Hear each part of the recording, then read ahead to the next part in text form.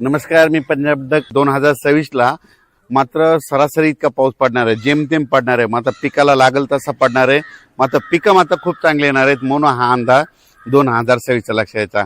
आजपासून जवळपास 20 तारखेपर्यंत तुमच्या जुन्नर तालुक्यामध्ये हवामान कोरडं राहणार आहे, पाऊस काय येणार नाही, त्याच्यामुळे काही चिंता करायची गरज नाही।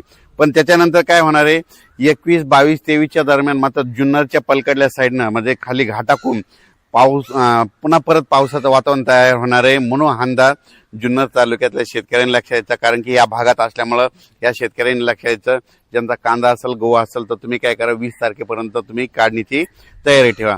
राज्यात सांगायचं झालं तर पूर्व विदर्भ, पश्चिम विदर्भ, दक्षिण महाराष्ट्र, उत्तर महाराष्ट्र, कोकणपट्टी, खानदेश सगळीकडे 20 तारखेपर्यंत कसला पाऊस येणार नाही, काही चिंता करायची गरज नाही। फक्त मात्र उन्हाचा पारा वाढत जाणार आहे।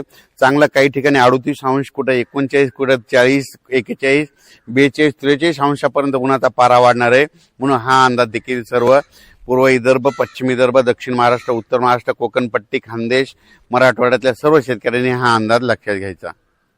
तसेच मी या जुन्नर तालुक्यामध्ये आहे म्हणून तुम्हाला एक सांगू इच्छितो, ह्या जुन्नरच्या पलकड कोकणपट्टी आहे।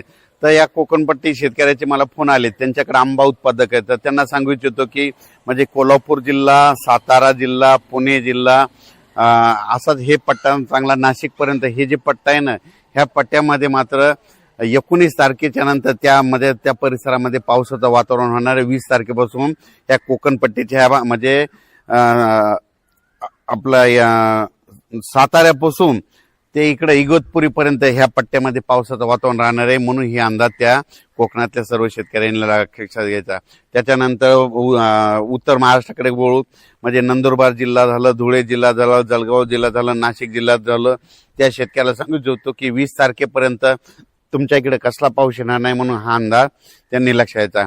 त्याच्यानंतर आपण मराठवाड्याकडे वळू, नांदेड जिल्हा झालं, परभणी जिल्हा झालं, हिंगोली जिल्हा, बीड जिल्हा, धाराशिव जिल्हा, लातूर जिल्हा, जालना जिल्हा, संभाजीनगर या मराठवाड्यातल्या शेतकऱ्याला सांगू इच्छितो की 20 एप्रिलपर्यंत कसला पाऊस येणार नाही, त्याच्यामुळे काही चिंता करायची गरज नाही।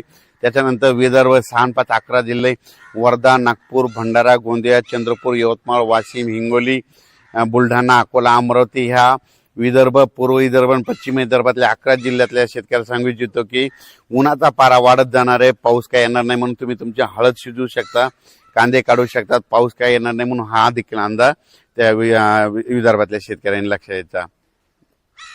तसेच महाराष्ट्राच्या लगत जे तेलंगणा आहे, तेलंगणातल्या राज्यातल्या सर्व शेतकऱ्याला सांगू इच्छितो की आता म्हणजे जवळपास 20 तारखेपर्यंत हवामान कोरडं राहणार आहे। कर्नाटकमध्ये देखील कोरडं राहणार आहे। कर्नाटकच्या इकडे कोल्हापूर, सातारा त्या परिसरात देखील 18, 19 तारखेपर्यंत कोरडं राहणार आहे म्हणून हे देखील सर्व शेतकऱ्यांना लक्षात यायचं। आणि परत एक शेतकऱ्याला सांगू इच्छितो की अवकाळी, मी म्हटलं होतं ना प्रत्येक 15 दिवसाला एक अवकाळी येणार आहे, तर तुम्ही बघा एकदा आताच येऊन गेला, आता लगेच म्हणजे शेवटच्या आठवड्यात, एप्रिलच्या शेवटच्या आठवड्यात परत एकदा अवकाळी राज्याच्या काही भागामध्ये येणार आहे म्हणून हे लक्षात घ्यायचं। मे मध्ये देखील तसंच परिस्थिती राहणार आहे, मे मध्ये देखील 2 अवकाळी येणार आहेत, त्याचा आपण नंतर मेसेज दिला जाईल। धन्यवाद।